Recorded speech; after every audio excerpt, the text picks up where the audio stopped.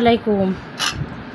দেখো এগুলো কিন্তু আমি ফ্রিজে রেখে দেবো। হ্যাঁ, টমেটো গালায়া যেহেতু দাম কম, এখনও কিন্তু দাম কম আলহামদুলিল্লাহ। এবছর কিন্তু টমেটো বলো তরকারি বলো সব কিছুরই দাম কম। আর কারেন্ট থাকে না রে ভাই, বারবার কারেন্ট চলে যায়, ভিডিও ঠিক মতন ছাড়তে পারি না।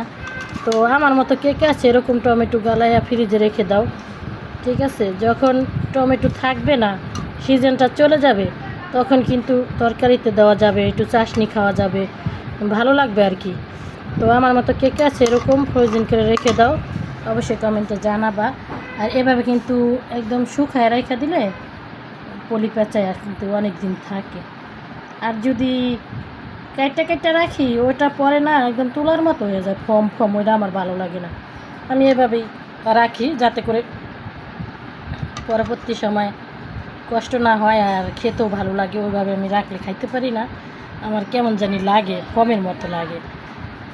তো চাইলে তোমরা এরকম করতে পারো আমার মতো। এগুলো কিন্তু আমি 2-3টা করে পোটলা করে রাখা দিমু। তারপর যখন আমার একটু চাশনি খাইতে মন চাইব, নামায়া চাশনি করুম। আর দেখা গেছে যদি তরকারিতে দিতে মন চায়, এখান থেকে একটু দিমু, তার কালারটাও সুন্দর আইব আর খেতেও ভালো লাগবো। তো চাইলে তোমরাও এভাবে আমার মতন আর কি রেখে দিতে পারো আর কি, এটাই আর কি। অনেকে কিন্তু রাখার সিস্টেমটাও বুঝে না, যে কেটে কেটে রাখা দিছিলাম গেছে বছর, খাইতে পারি নাই, কেমন জানি লাগছে, ফমের মতো লাগছে, ওইটা আমার পছন্দ না। এটা আমার কাছে বেস্ট মনে হইতেছে, তোমাদের কাছে যদি ভালো লাগে এভাবে রাখতে পারো আর কি। তো সবাই ভালো থাকবা, আল্লাহ হাফিজ।